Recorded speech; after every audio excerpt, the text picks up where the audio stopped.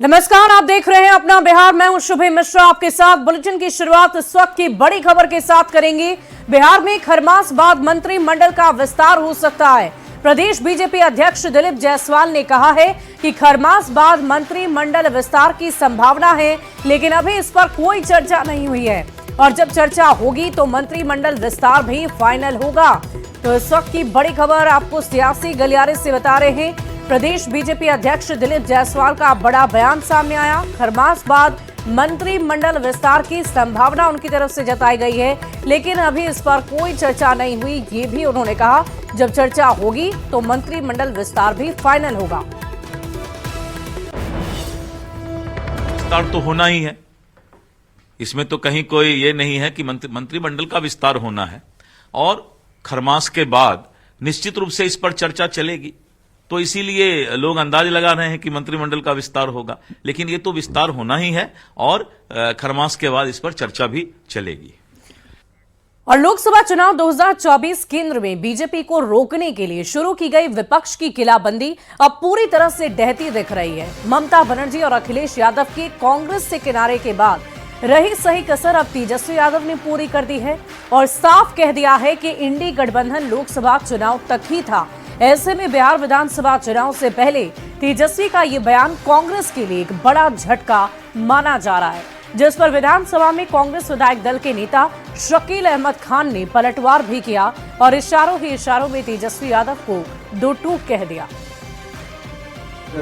दिल्ली चुनाव में तो पहले से तय था इंडिया अलायंस जो है वो लोकसभा के लिए, और बिहार में जहाँ तक बात की जाए हम लोग तो शुरू से साथ थे। यहाँ पे आप दिल्ली जा रहे हैं आपका प्रचार करने के लिए?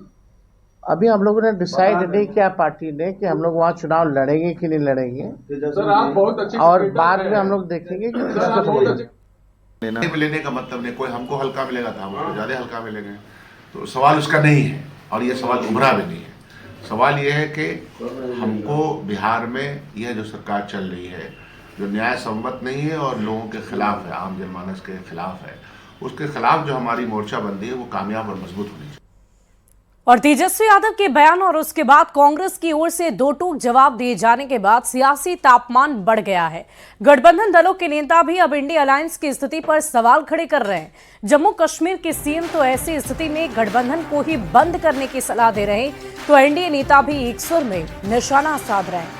बदकिस्मती की बात यह है कि क्योंकि इंडिया ब्लॉक की कोई मीटिंग बुलाई नहीं जा रही है, तो इसमें कोई क्लैरिटी नहीं है, ना लीडरशिप को लेके, ना एजेंडा को लेके, ना आगे क्या हम रहेंगे या नहीं रहेंगे इसको लेके। अगर ये सिर्फ पार्लियामेंट इलेक्शंस के लिए था, इसको वाइंड अप करिए, फिर हम अपना काम अलग से करेंगे।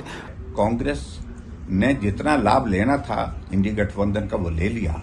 अब इसके बाद जो है बर्बादी तय है। गठबंधन अब जो है तार तार हो चुका है, अब इसमें कोई भी ताकत नहीं रह गई है। कभी भी एक रूपता इसमें नहीं थी। ये परिवार से बाहर इंडिया ब्लॉक के लोग देख ही नहीं सकते। नीतीश कुमार जी ने बड़ी कोशिश की, सच्चाई है, लेकिन इनमें कभी भी सहमति किसी बात पर देश के इंटरेस्ट में, देश के लिए इनका क्या विजन है, कोई पॉलिसी, कोई बात थी ही नहीं। देखिए, इंडी गठबंधन के लोग सिर्फ अपने स्वार्थ में, कोई गठबंधन के स्वार्थ में नहीं है, सिर्फ अपने राज्य, अपनी व्यवस्था, अपनी चिंता, ये इंडी गठबंधन का धर्म है। इसमें दिक्कत कहाँ है? सभी लोग जानते हैं। कांग्रेस पार्टी अपनी चिंता करती है, राष्ट्रीय जनता दल अपनी चिंता करती है। तेजस्वी के बयान पर शकील अहमद खान के इस तल्ख तेवर ने बिहार से दिल्ली तक सियासी तापमान को बढ़ा दिया है।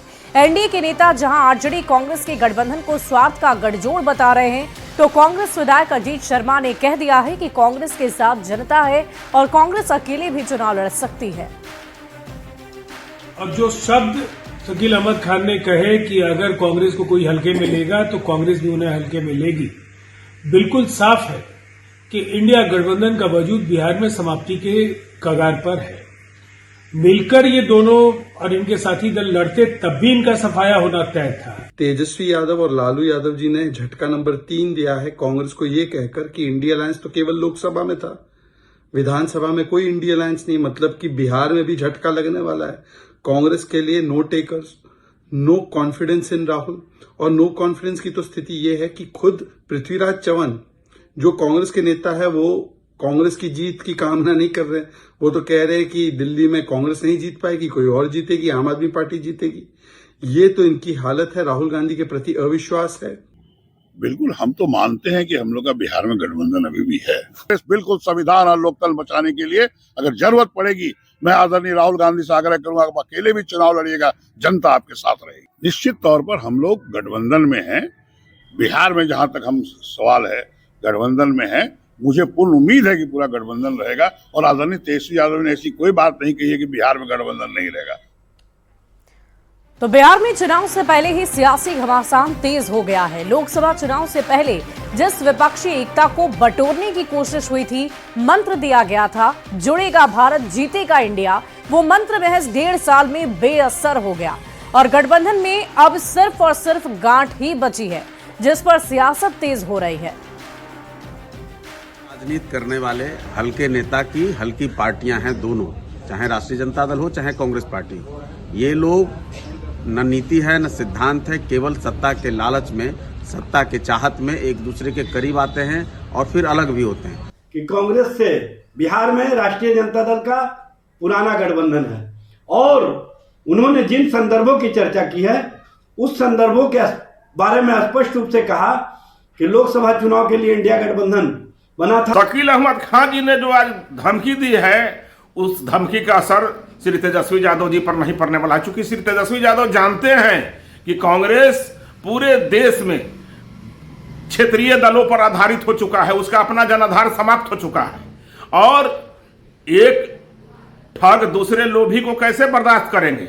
बिहार के इंडिया गठबंधन में शामिल कांग्रेस पार्टी हो या राष्ट्रीय जनता दल या अन्य पार्टियां, बिहार के मतदाता इन सभी दलों को हल्के में ही लेती है। वहीं इंडिया अलायंस में उठे सियासी बवंडर पर बिहार बीजेपी के अध्यक्ष दिलीप जायसवाल ने कहा है कि इंडी गठबंधन पूरी तरह से समाप्त हो चुका है। राहुल गांधी को उनके अपने नेताओं ने ही नकार दिया, लोग ये समझ चुके हैं। राहुल गांधी इंडी गठबंधन की जहाज को डुबाने में लगे हैं।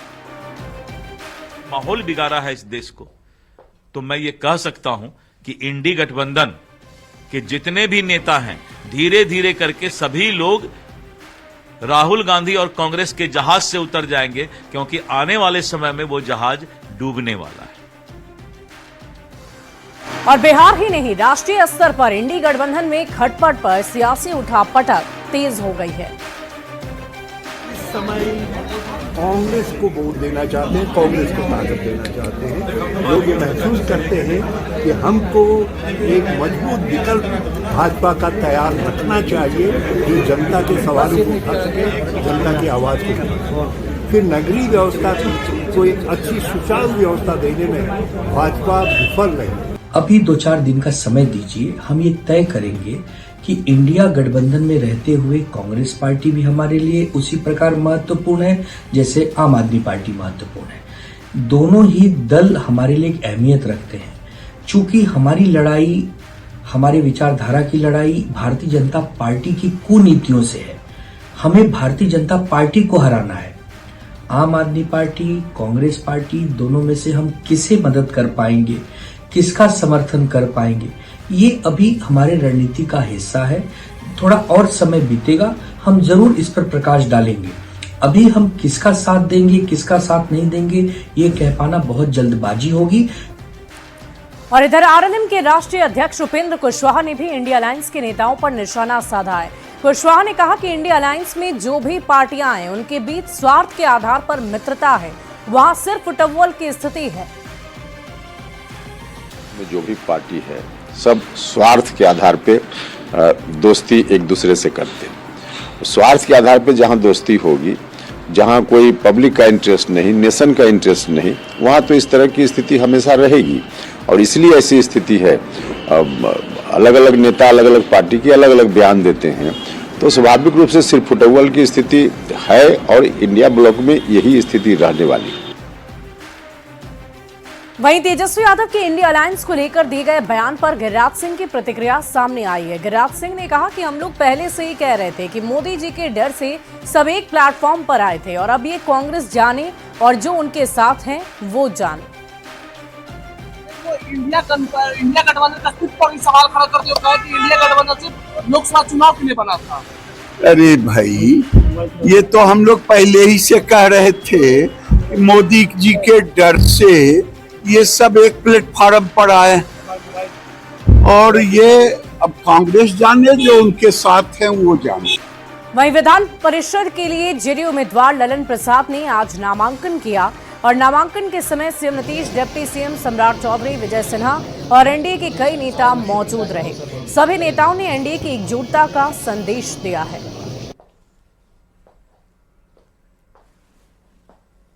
बहुत बड़ी जिम्मेवारी है। जिस समाज से मैं आता हूं, अति पिछड़ा समाज से, बिहार में आज भी बहुत सारे लोग संविधान से अवगत नहीं हैं। जो नीतीश कुमार जी बिहार में लागू कर रहे हैं उसके बारे में जानकारी नहीं होता है। मैं नीतीश कुमार के कामों को गांव-गांव तक ले जाऊंगा और इनका परचम लहराएंगे, देश और दुनिया देखेगी। एनडीए में एक कार्यकर्ता को आदरणीय मुख्यमंत्री नीतीश कुमार जी ने, एक समता पार्टी के कार्यकर्ता लगभग 30 वर्षों से समता पार्टी और जनता दल यूनाइटेड में काम करते रहे, उनको प्रस्ताव किया। हम लोगों ने, सभी लोगों ने समर्थन किया। मंत्रिमंडल बहुत बधाई और एक साधारण कार्यकर्ता को सदन तक पहुंचाने का ये असाधारण कार्य माननीय मुख्यमंत्री नीतीश कुमार जी ही कर सकते हैं। आप देखें किस तरह से एक साधारण कार्यकर्ता को सदन तक पहुंचाने का काम हमारे नेता ने किया। यही सोच दर्शाता है माननीय मुख्यमंत्री जी। बढ़ते हैं अगली खबर की ओर। बिहार के सबसे बड़े अस्पताल पीएमसीएच के हॉस्टल में आग लगने की घटना की जांच में बड़ा खुलासा हुआ है। पुलिस को फर्जीवाड़े से जुड़े कई अहम सबूत मिले हैं और अब पुलिस और डॉक्टरों की टीम जांच में जुट गई है। पीएमसीएच प्रबंधन मामले को लेकर केस दर्ज करवा सकता है। दरअसल पीएमसीएच के चाणक्य हॉस्टल के एक कमरे में मंगलवार की रात आग लग गई थी और घटना की जांच के दौरान पुलिस को कमरे से 10 लाख के जले हुए नोट, नीट यूजी के कई एडमिट कार्ड और एमबीबीएस के जले ओएमआर शीट भी मिले हैं। जिस कमरे में आग लगी है वो कमरा समस्तीपुर के रहने वाले अजय कुमार के नाम पर है। Ajay Kumar PG pass out हैं और उसने जबरन 2-3 कमरे पर कब्जा जमा रखा है। 6 महीने पहले ही कमरा खाली करने के लिए कहा गया था, लेकिन उसने कमरा खाली नहीं किया। है ना, नोट तो सामने दिखा, शराब की बोतल भी सामने दिखी। तो क्या लगता है सर कि वो यहाँ पे कुछ गलत फर्जी तरीके से कोई काम ये मैं कैसे कह दूं, ये मेरी जानकारी में नहीं है। वहीं आरजेडी के मुख्य प्रवक्ता शक्ति यादव ने पीएमसीएच के हॉस्टल के कमरे में जले हुए नोट और एडमिट कार्ड मिलने पर सीधे स्वास्थ्य मंत्री को घेरा है और इस मामले में सरकार से संज्ञान लेने के साथ ही स्वास्थ्य मंत्री से भी सफाई देने के लिए कहा है। विद्यार्थी रह रहा था, शासन उसको अगर समर्थन दे रखा है, क्योंकि बिन शासन के अस्पताल प्रशासन के मिली भगत के बगैर कोई व्यक्ति अवैध कब्जे में कैसे रह सकता है। और रहने के बावजूद भी अगर नीट के प्रश्न पत्र जले हुए मिले हैं, पैसे जले हुए मिले हैं, तो इस पर सीधे तौर पर स्वास्थ्य मंत्री को आकर के सफाई देनी पड़ेगी और देनी चाहिए। मैं जानता हूं कि स्वास्थ्य मंत्री बोलते नहीं है। वहीं पीएमसीएच में पीजी हॉस्टल के कमरे से जले हुए नोट और नीट पीजी के एडमिट कार्ड और एमबीबीएस ओएमआर शीट मिलने पर मंत्री रत्नेश सदा का बयान भी सामने आया। रत्नेश सदा ने कहा कि प्रशासन इस मामले में सख्त कार्रवाई कर रहा है, मामले की जांच भी चल रही है। हमको संज्ञान में आया है, इसको हमारे पदाधिकारी, हमारे प्रशासन को लोग देखेंगे, जो दोषी उस पर कड़ी कार्रवाई।